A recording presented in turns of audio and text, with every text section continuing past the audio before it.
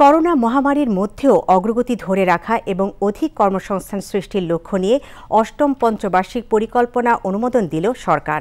সকালে প্রধানমন্ত্রী শেখ হাসিনার সভাপতিত্বে জাতীয় অর্থনৈতিক পরিষদের সভায় 5 বছর মেয়াদী এই পরিকল্পনার অনুমোদন দেওয়া হয়। প্রধানমন্ত্রী গণভবন থেকে ভিডিও কনফারেন্সিংয়ের মাধ্যমে শেরেবাংলা নগরে এনইসি সম্মেলন কক্ষে ও সচিবালয় মন্ত্রিপরিষদ কক্ষে অনুষ্ঠিত সভায় যুক্ত হন। রিপোর্ট দিনা সুলতানার। অষ্টম পঞ্চবার্ষিক পরিকল্পনা অনুমোদন সংক্রান্ত জাতীয় অর্থনৈতিক পরিষদের সভা গণভবন থেকে ভার্চুয়ালি এতে সভাপতিত্ব করেন প্রধানমন্ত্রী শেখ হাসিনা। বক্তব্যে স্পষ্ট করে জানান, অষ্টম পঞ্চবার্ষিক পরিকল্পনা বাস্তবায়নের কাজ নতুন বছর থেকেই শুরু হবে।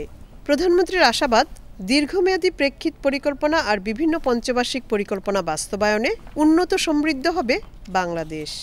21 থেকে 41-এর যে উন্নয়নটা দেশে হবে সেটাই ধাপে ধাপে আমরা কিভাবে এগিয়ে নিয়ে যাব, কারণ এই সময়ের মধ্যে আরও কয়েকটি পঞ্চবার্ষিক পরিকল্পনা আমাদের করতে হবে। আমি কৃতজ্ঞতা জানি বাংলাদেশের জনগণের প্রতি যে তারা আমাদের প্রতি আস্থা রেখেছে, বিশ্বাস রেখেছে। ক্ষমতা এখন জনতার হাতে, যার ফলে আমাদের উন্নয়নের গতিধারাটাও যথেষ্ট সচল হয়েছে।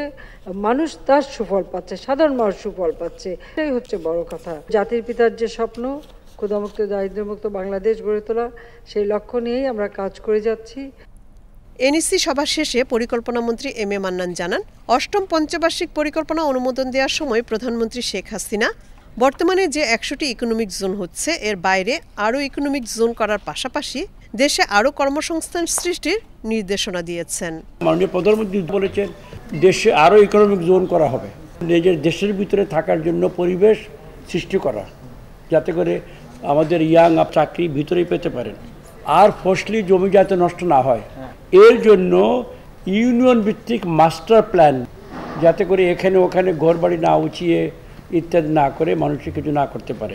It's a very very significant একটা নির্দেশনা।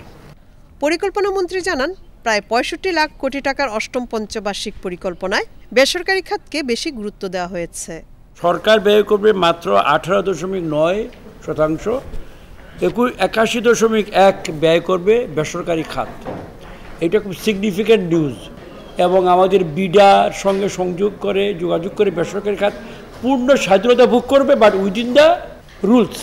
ব্রিফিংয়ে পরিকল্পনা কমিশনের সিনিয়র সচিব ডক্টর শামসুল আলম পরিকল্পনার বিভিন্ন দিক তুলে ধরেন।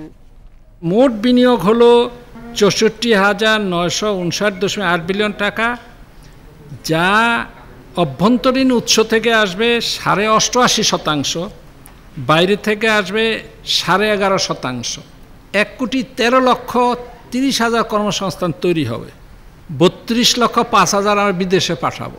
কর্মসংস্থানের জন্য সড়ক, জনপথ যথেষ্ট উন্নত করার চেষ্টা করছি, গ্রামে প্রবৃদ্ধি কেন্দ্রগুলো গড়ে তোলার চেষ্টা করছি, বিদ্যুৎ দিচ্ছি, প্রশিক্ষণ দিচ্ছি, যাতে বাজার এই কর্মসংস্থান তৈরি করবে। এ সময় পরিকল্পনা বিভাগের সিনিয়র সচিব আসাদুল ইসলাম উপস্থিত ছিলেন। দিনার সুলতানা, বাংলাদেশ টেলিভিশন, ঢাকা।